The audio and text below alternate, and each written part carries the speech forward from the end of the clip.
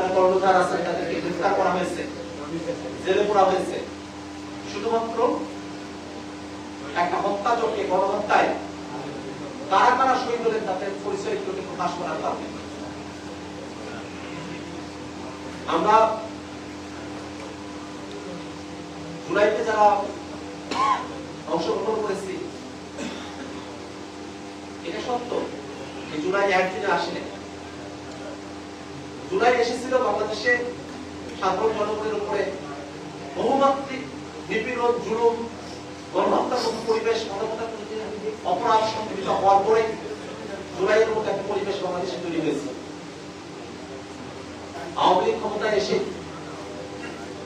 পিলখানা হত্যাকাণ্ড, তারপরে রাজনৈতিক নিপীড়নমূলক মামলা শুরু, শাপলার গণহত্যা, সে সময়টাতে ছাত্রদের যত আন্দোলন ছিল, নিরাপদ সড়ক আন্দোলন, তখন আমরা দেখব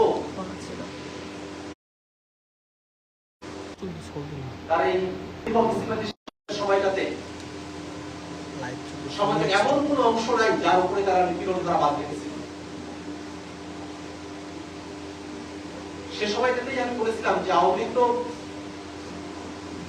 যারা আমাদের হিন্দু মত খ্রিস্টান আছে তাদেরকে সংখ্যালঘু হিসেবে নির্যাতন করে, আর যারা মুসলমান আছে তাদের রাজনৈতিক পরিচয়কে নাই করে দিয়ে তাদের উপরে তারা নির্যাতন করে। আওয়ামী লীগ ছিল এরকম ভয়াবহ নিপীড়ন মূলক মানবতা বিরোধী একটা সংগঠন। সে আওয়ামী লীগের নির্যাতনগুলোর কারণে তারা আনন্দের উপরে নির্যাতন করেছে, শিক্ষার্থীদের উপরে নির্যাতন করেছে, মধ্যবিত্তের উপরে নির্যাতন করেছে, সবার উপরে নির্যাতন করেছে। এমনকি যারা সমাজের বিত্তশালী তাদের মধ্যে যারা আওয়ামী লীগের কাছে নির্যাতন বর্গা দেয়নি, তাদের ব্যবসা বাণিজ্যের জন্য তারা কেড়ে নিয়েছে, তাদেরকে নানাবিধ ভাবে তারা হয়রানি করেছে। এই সমস্ত জুলুমের শিকার মানুষগুলো তারা জুলাই দেশে সবাই একসাথে হয়ে গেছে। এবং সে সময়টাতে জুলাইতে মাদ্রাসা শিক্ষার্থীদের যে অংশগ্রহণ সেটাকে আলাদা করে মূল্যায়নের দাবি রাখে।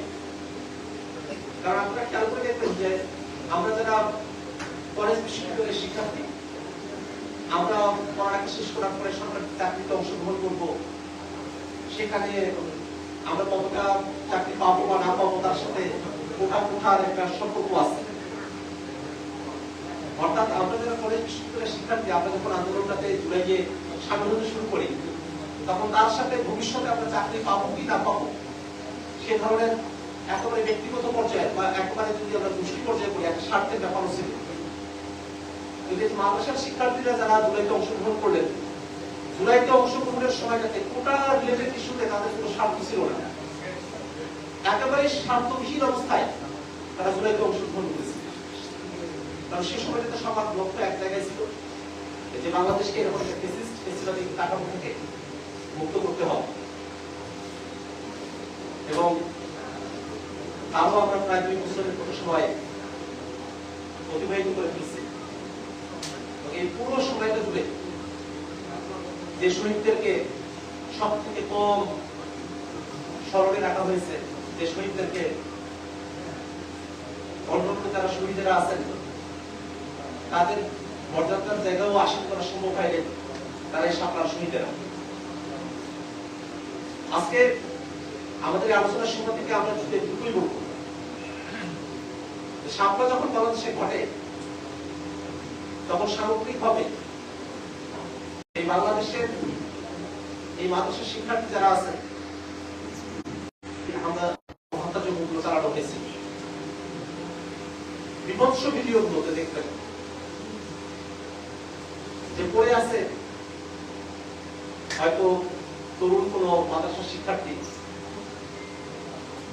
সে নড়াচড়াও তেমন করতে পারছে না, কিন্তু সে সময়টাতে তার উপরে মোটা লাঠি দিয়ে উপর্য করে আঘাত করা হচ্ছে, পা দিয়ে তার শরীরে আঘাত করা হচ্ছে। এই যে নৃশংসতা, এই নৃশংসতা গুলো বাংলাদেশে একদিনে আসেনি। এই নৃশংসতা গুলো এই বাংলাদেশের জাতিসত্তার সাথে এখানকার সাধারণ ধর্মপ্রাণ মুসলমান যারা আছে তাদেরকে আলাদা করে দেখার এক ধরনের প্রজেক্ট থেকে বাংলাদেশে এই ধরনের পরিবেশ পরিস্থিতি তৈরি হয়েছে। সেই জায়গা থেকে এনসিপি আমরা মনে করি যে বাংলাদেশে মুসলমান, হিন্দু, বৌদ্ধ, খ্রিস্টান যে যে ধর্মের মানুষই আছেন না কেন তাদের যে নাগরিক অধিকার সেটা আমাদের কাছে সব থেকে মুখ্য বিষয়।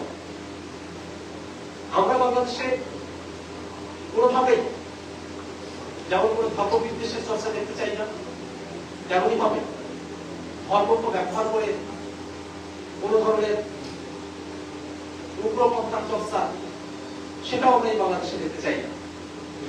আমরা যেটা চাই এই বাংলাদেশের মানুষেরা, সাধারণ মানুষেরা তারা যখন তাদের কথাটা সুন্দর করে বলতে পারে, তাদের কথার সাথে কতটুকু আপনি একমত বা নামত সে প্রশ্নের চেয়েও তিনি তার কথাটা বলে নিরাপদ থাকতে পারলেন,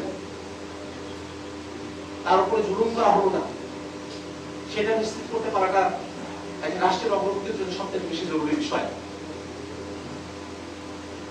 আমরা আজকের এই ভয়াল দিনে আমাদের সেই সব শহীদদেরকে আমরা স্মরণ করি, একই সাথে আমরা দাবি জানাই সাতটা গণহত্যার যারা মাস্টার মাইন্ড ছিল তাদেরকে অবশ্যই বিচারের আওতায় নিয়ে আসতে হবে।